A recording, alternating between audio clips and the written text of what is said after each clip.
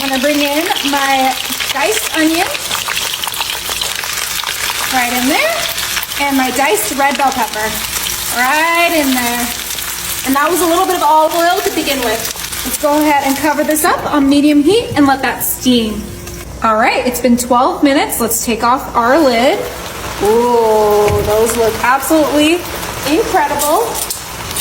We're gonna bring back our tongs and we are going to peel the skins off of our tomatoes. They should come off super easy, just like so. All right, it's time to season this up. I have some onion powder. I'm gonna season this heavily because that's a lot of tomato, a lot of bell pepper, and a lot of onion. And that onion looks like it's cooking up beautifully. Next, we're gonna come in with my favorite, some garlic powder. You can do fresh garlic if you prefer, but I would suggest adding it when you add the onion. Oh my goodness, this smells incredible. We have some cumin that we're gonna add to this. You wanna make sure it's extra seasoned. This may seem like a lot, but it really is not. I'm gonna add some freshly ground pepper. And this one I am gonna go heavy-handed because the pepper just really brings all of those other seasonings together. Last but certainly not least, some Himalayan salt. Oh, beautiful. All right, now we're just gonna come in and start breaking up those tomatoes. Now that they're fully softened, this is gonna be super quick and super easy, and we can kind of just mix in those seasonings, those onions, those bell peppers. This is coming together so beautifully. You can even kind of use a better tool than I'm using, but this is gonna be good. All right, look how beautiful those tomatoes just fell apart.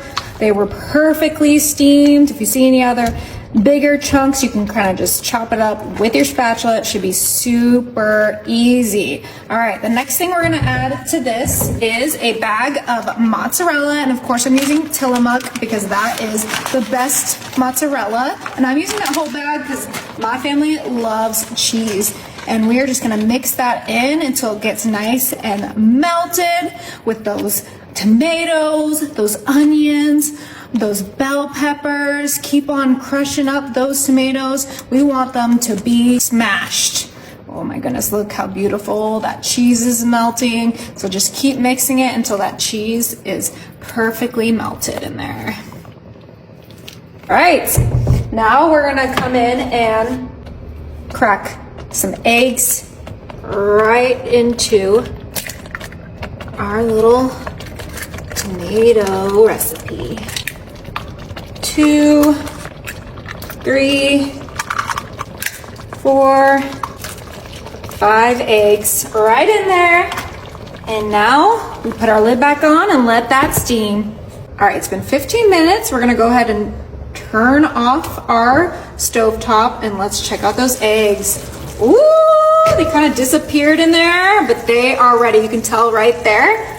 So we're gonna finish this off with a little bit of feta cheese. This is optional. I just think it adds another layer of flavor into that, and you can just sprinkle that right on. You can add as much or as little as you like.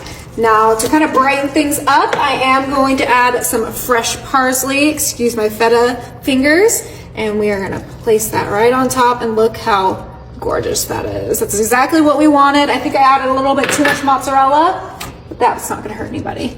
We're gonna bring in our toast, and it is time to dig in.